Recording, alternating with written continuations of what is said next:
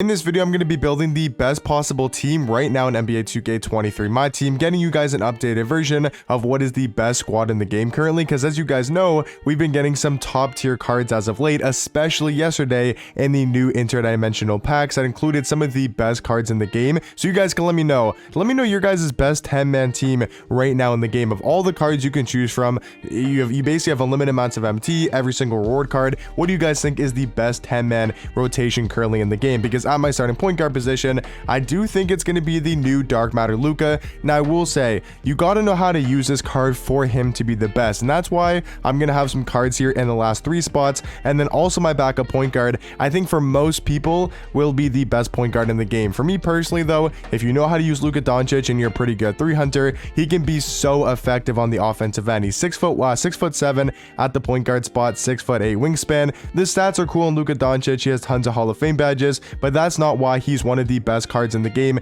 and the new best point guard, at least in my eyes, is because of his animations. He's got the KPJ base and the Rudy Gay upper, one of the easiest jump shots to green in the game, and also super fast on very quick timing. And then he's got the Trae Young dribble 6, he's got the Trae fade, which if you know how to take advantage of, can be one of the best things on next gen and especially current gen as well. So Luka Doncic, I think, is the best point guard, at least in my opinion.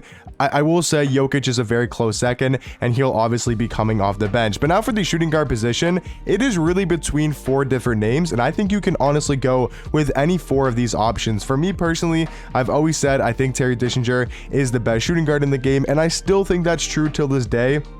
I think it's very close between the other 3 shooting guards that I'll talk about here in a second. But like I said, I do think for me personally, it is Terry Dischinger. But if you want to go T-Mac, if you want to go the other 2 names, is definitely very close. And if you want to start T-Mac, I think that's perfectly cool to say. It just really comes down to preference of which jump shot you prefer, because they both have the KPJ base. If you compare Terry Dischinger to T-Mac, but then he does have the Carmelo Anthony upper, which I don't think is as good of an upper as T-Mac, but I do think it's a lot faster, where you can green I think you can get a shot up a lot quicker. And he also does have the Steve Francis size up compared to the T-Mac size up on Tracy McGrady. So for me personally, Terry Dischinger is going to be the best shooting guard in the game, and next to Luka in the backcourt. Now at the small forward position, going to be another new card, and that is going to be the Dark Matter Hero Bol. I mean, this man is an absolute cheeseball at the small forward position. If you thought Big Z was an absolute cheeseball, I mean, this Bol card is ridiculous at small forward. He's 7'2" with a 7'7" wingspan,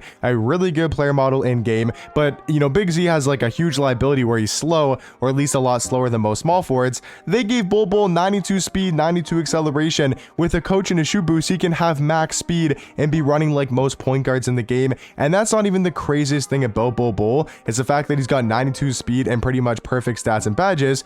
It's the fact that they gave him the Kyle Lowry size up and the Trae Young escape. So he's got some of the best dribble sigs in the game, and I've used his Bol card. He literally feels like a point guard in game. He also does have his own jump shot, which is super money on very quick timing. I guess they could make him a little bit better, or a lot better, by giving him like the KPJ base and the Oscar upper, you know, giving him the best jump shot. But if he had the KPJ base and the Oscar upper, he would easily be the best card in the game, and it wouldn't even be a debate. So I'm kind of glad that they kept his own jump shot, because it's still a super good release in game. It's just not going to be so overpowered that Bol is the best card in the game easily. I still think he could be the best card because he's so glitchy at that small forward position. And then at power forward, a card that I've seen nobody talk about today and yesterday is this Dark Matter Alonzo Mourning. This man is an absolute beast at the power forward spot. I know Taco Fall is better, and Taco will be coming off the bench, but like I've always said, you want to separate Yao Ming and Taco Fall. I don't think they're the best on the same court at the same time. I think it's kind of nice to stagger them, have Yao Ming starting and then Taco Fall coming off the bench. So I'm not saying Alonzo Mourning is the best power forward, but I think he's easily the second best. He's 6'10", so you could say a little bit undersized, but he does have a 7'6" wingspan, and I feel like he's the perfect power forward to pair alongside Yao Ming, because yes, he might be a little bit shorter, which Yao Ming's going to make up for being 7'6". Alonzo Mourning does have a 7'6" wingspan and a great player model in game, but take a look at these stats. This man's got almost 95 in every single key category. He's got almost every single Hall of Fame defensive badge. Yes, you could use some more Hall of Fame shooting badges if you wanted to upgrade the card, but he's going to be super athletic. But that's not the crazy thing about this card. Look at the jump shot they gave this man. They gave him the John Wall base and the Rudy Gay upper. He's got Dr. J's jump shot.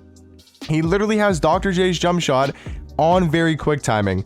So everyone loves Dr. J, right? His release is going to be money. Dr. J's release on very quick timing. Then he's also got the D-Mitch size up, the Trae Young escape. He can move like a guard. He's got quick drops off one. His defensive tendencies are super good for the contest shot and the block shot. I mean, I think he is the best power forward in the game behind Taco Fall and the perfect power forward to pair alongside Yao Ming. Now he's going to be an RNG card, so I know he's from the offline game modes and he's going to be a little bit hard to obtain, and obviously you do have to get lucky, but I think next to Yao Ming, he's just going to be such a good power forward, you know, making up for Yao Ming's lack of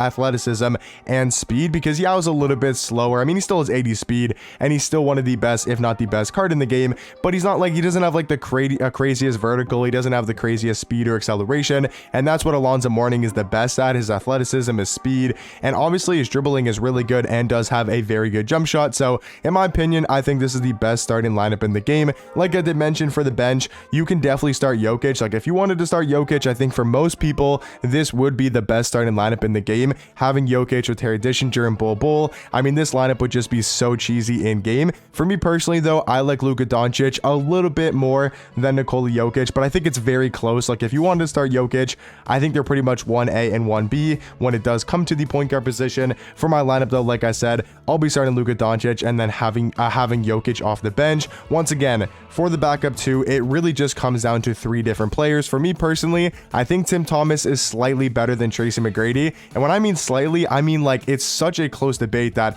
I still don't know who I should play at the shooting guard spot, because there's also Dark Matter T-Mac, there's Dark Matter Steve Smith. Now I think Steve Smith is still an amazing card. I do think, you know, Tim Thomas, T-Mac, and Terry Dischinger are a little bit better than this card, so I'm not going to put him on this squad, but he's also another great free option at the shooting guard position. But between T-Mac, Terry Dischinger, and Tim Thomas, I really don't know how you rank it, because they're all so elite on the offensive end. The one thing I will say about Tim Thomas is that size does make a difference. He's 6'10" at the 2 with a 7'2" wingspan, and he's got a better player model and then Tracy McGrady and Terry Dischinger, in my opinion. I think the thing I've decided on kind of how to rank them between these 3 cards. If you can green Tim Thomas's release consistently, I think he's the best shooting guard in the game, even over Terry Dischinger and Tracy McGrady. And the reason is because he's got better dribble sigs in both those cards. T-Mac and Terry Dischinger only have the Trae escape, or sorry, they have the Steph Curry escape. Like if you look at Terry Dischinger, they have the Curry escape,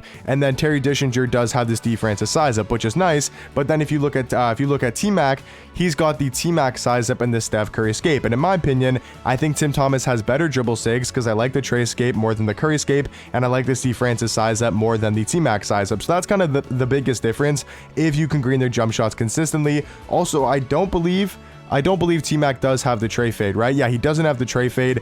And I don't think Terry Dischinger does as well, right? Does Terry have the Trae fade? They don't. So if you can be good with the Trae fade, that also does make a big difference. And Tim Thomas also does have a quicker release, being on very quick timing. So for me personally, I think he's the second best 2 guard in the game, maybe even over. He might even be over Terry Dischinger. Once again, all 3 of these guys, I really don't think there's a wrong answer of who to play on this squad. For me personally, I'll be playing Terry Dischinger and Tim Thomas, and then have Tracy McGrady coming off the bench in the reserves.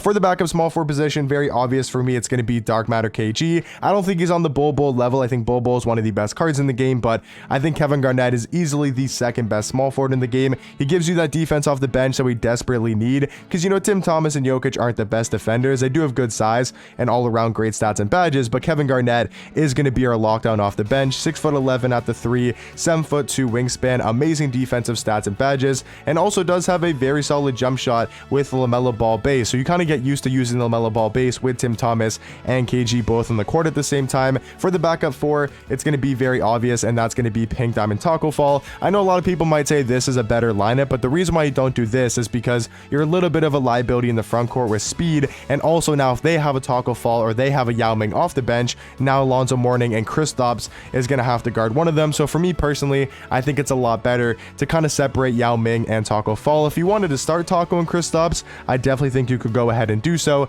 Just for me personally, I like Yao Ming and Alonzo slightly better in the front court on the starting lineup, but I do think Taco and KP off the bench is going to be a really good backcourt, or a really good front court off the bench. I mean, you got Taco Fall, 7'6", 8'2" wingspan, just such a glitchy overpowered card. And then we know Kristaps can space out the floor with a really good jump shot, a high 3-ball, and tons of Hall of Fame shooting badges. Now for the last 2 spots, I wasn't really sure who to give it to. I went with Ron Artest because I feel like it's kind of nice to have a third point guard, in the rotation. Now it can really be between Ron Artest and Michael Jordan. I think Ron Artest is slightly better at the point guard position. And then I also wanted to throw Big Z just in the lineup because he's one of the more glitchy cards in the game. Maybe if you're struggling with a little bit of height, you could throw him here somewhere in the lineup and he could be super glitchy, and he's just kind of like a game changer and like a wild card to throw in the lineup. So let me know in the comment section down below, what do you guys think about my best possible team in the game? And like I said earlier, with all the cards available to you guys, let me know your guys' best 10-man rotation in the game, and I'll catch you guys in the next one.